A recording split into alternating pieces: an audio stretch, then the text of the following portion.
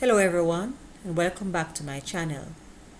Today I'm going to look at a topic that is often shunned by many persons as it tends to be very wordy and many persons are turned off by that. But I'm going to see how best I can present this topic to you in a simplified manner so that you won't be deterred from learning about it. We're going to start off by looking at what is stationery. Stationery refers to all materials used in writing, such as papers, envelopes, pens, pencils. It also includes supplies such as staplers, paper clips, paper punch, file jackets, among many others. It can therefore be said that stationery refers to all materials found in an office. Now we're going to zoom in on one specific type of stationery for the rest of this video, and that is known as paper.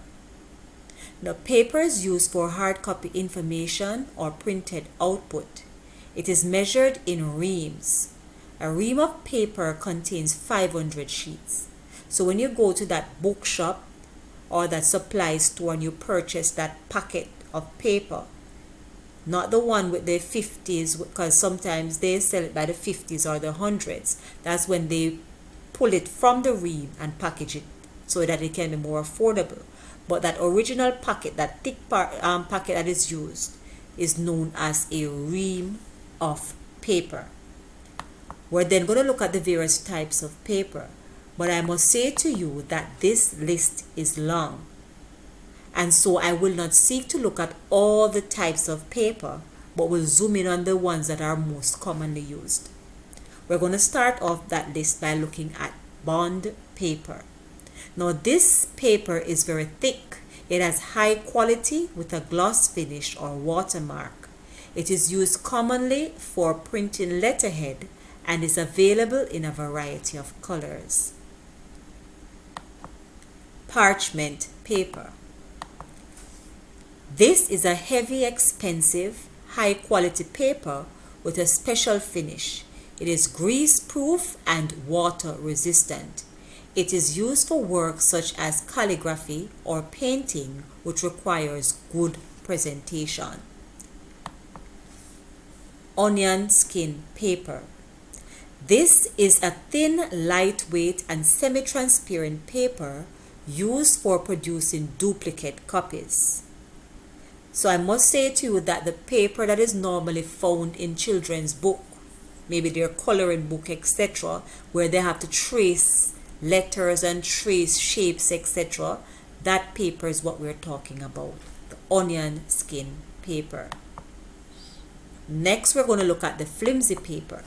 Now this is a thin, low quality paper that is used to make multiple copies. Carbon paper. This is a thin paper faced with a waxy pigment coating so that when placed between two sheets of paper, the pressure of writing or typing on the top sheet causes transfer of pigment to the bottom sheet. And this is commonly used by business persons, right? And there you can see the example to the right. Then we have NCR paper, meaning no carbon required. This paper is a type of coated paper designed to transfer information written on the front paper onto the sheets beneath. So unlike the carbon paper that we look at prior, where you have that blue sheet, sometimes it's black, and you place it between two papers, you'll write on the top one and it's transferred to the bottom one. This paper, you have a lot of copies and it comes with its own pigment, so you do not have to put anything between it. And once you write on the top paper, then that information is transferred to the ones below it. As you can see here, there are 4 papers. So writing on the white, the same information is transferred to the other papers there. And a perfect example of this is school vouchers. Many schools, they use a voucher where you have to make copies of it. So when you go to the bank and you pay, then you get that copy, one for the bank, one for the school, and you will keep your original. There's a copy for you as well. Alright, so that paper is known as NCR paper, no carbon required. We're going to move on, and we're now going to look at paper sizes. Paper sizes refer to the measurement of the paper. The size of paper presently used in most offices is the International Standards Organization, ISO A series. The largest ISO size is A0, which measures 841 by 1189 millimeters.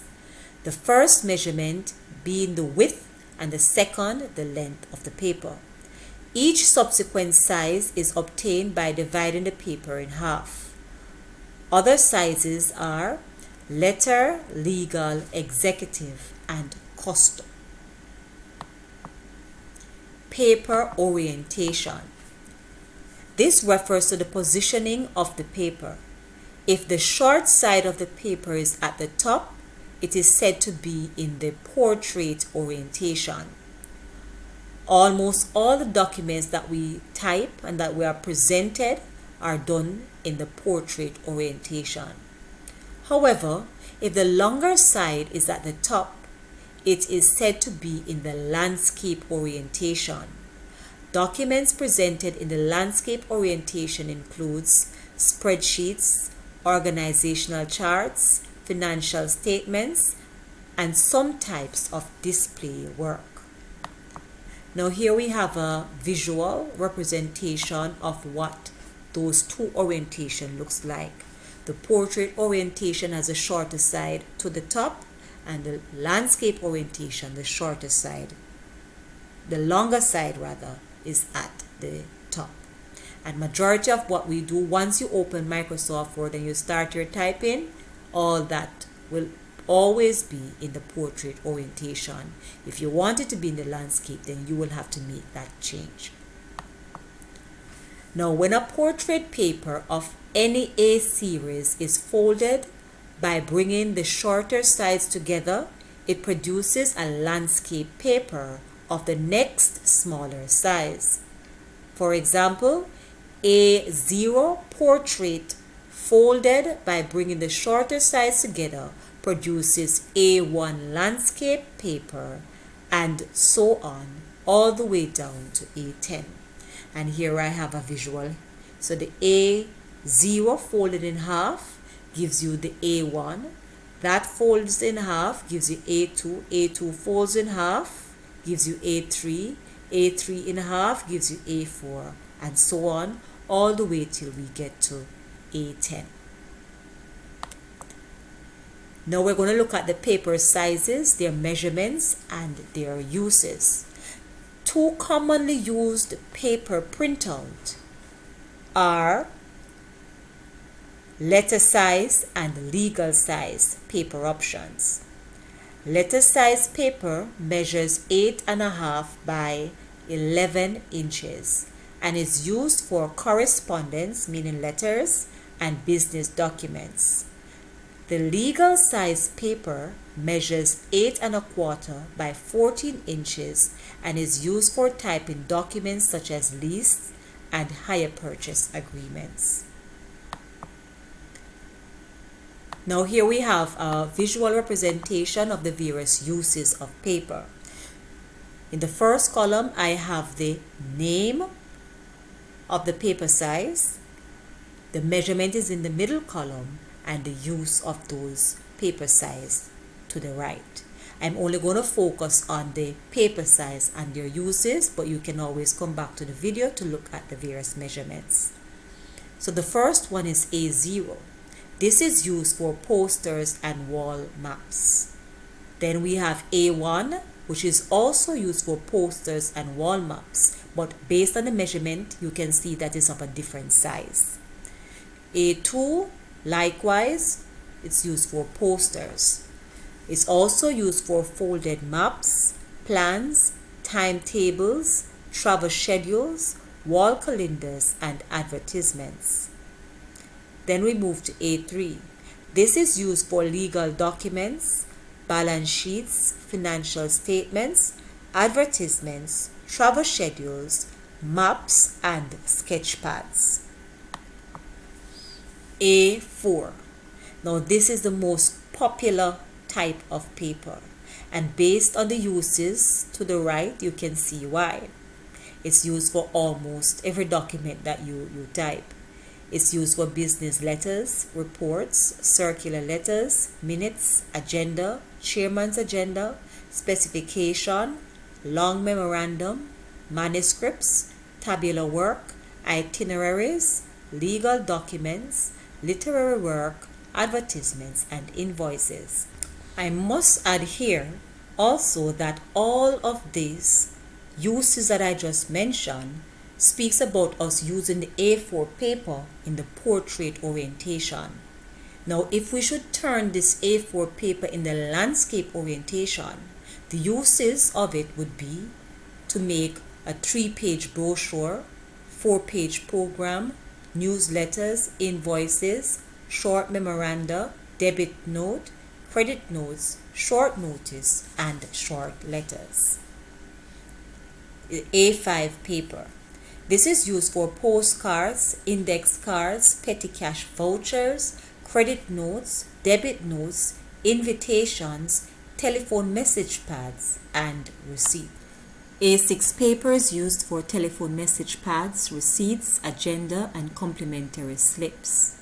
A7, address labels, index cards, complimentary slips, and large post-it notes.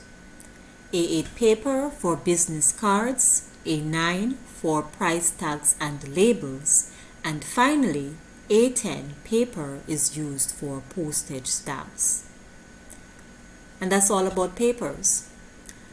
I do hope that you enjoyed this video. I hope that I presented it in a simplified manner that you could have followed and you understood. If you did, please give it a big thumbs up. Please comment below. Please subscribe to the channel so that you do not miss any other notification of content that is presented here on this topic in a simplified manner for you to understand. Thanks for watching and see you in my next video.